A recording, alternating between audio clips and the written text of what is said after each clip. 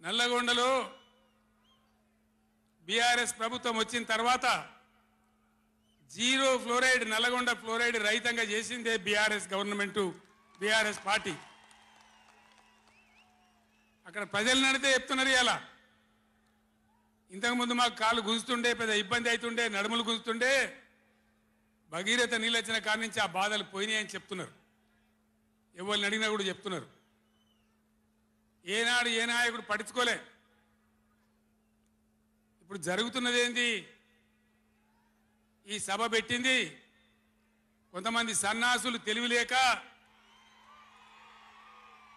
వాళ్లకు వ్యతిరేకమని అనుకుంటున్నారు. నేను ఒక్కటే మాటలో జరగవలసింది చెప్తా. ఉవ్వెత్తిన మనం ఉద్యమంలాగా ఎగిసి పడకపోతే, మనల్ని మనం కాపాడుకునే ప్రయత్నం చేయకపోతే ఎవ్వడు కూడా మన రక్షణకు రాడు. మీరు ఈ మాట రాసి పెట్టుకొని మీ గుండెలలో. ఎవడు రాడు. ఆనాడు ఫ్లోరైడ్ నాడు ఎవడు రాలే. ఓట్లున్నప్పుడు వస్తారు నంగనాసి కబుర్లు చెప్పి, కానీ తర్వాత ఎవడు రాడు. ఓటు గుద్దినం గడ్డకెక్కిందంటే మన ఈపుల గుద్ది మనని బొందలు నూకుతుండే తప్ప ఎవడు రాలే. ఇది జరిగిన చరిత్ర, ఇప్పుడు జరుగుతున్న చరిత్ర. దయచేసి మీరు గమనించాలి. ఇది ఆషామాషి కాదు. ఇది చిల్లర మల్లర రాజకీయ సభ కాదు. రాష్ట్ర ప్రభుత్వానికి కాదు, రాష్ట్ర నాయకులకు కాదు.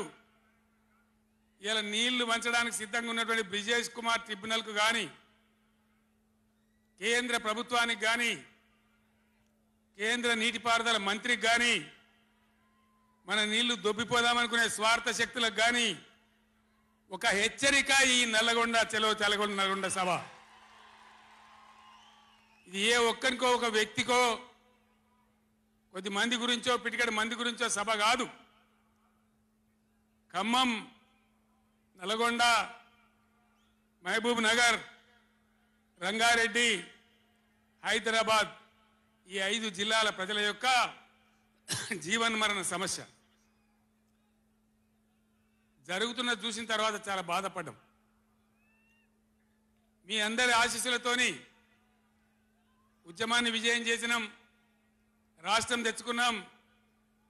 మీ అందరి దీవెనతోని 10 సంవత్సరాలు ఈ గడ్డను నేను పరిపాలన చేసిన. నేనేం తక్కువ చేయలే.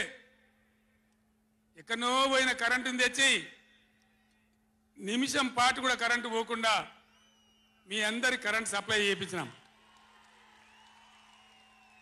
ప్రతి ఇంట్లో నల్లా పెట్టి మంచినీళ్ళు తీసుకొచ్చుకున్నాం.